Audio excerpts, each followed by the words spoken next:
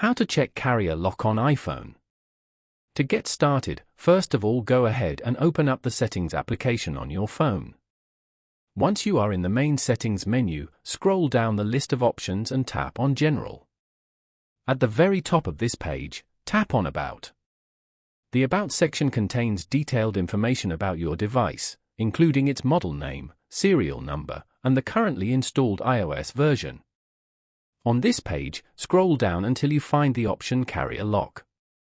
If your iPhone is unlocked, it will state no SIM restrictions, which means you can use a SIM card from any compatible carrier. If your device is locked, it will indicate that here. Following these steps, you can easily check the carrier lock status of an iPhone. Thank you for watching. Please leave a like if this tutorial helped you, or leave a comment below if you have any questions related to the video.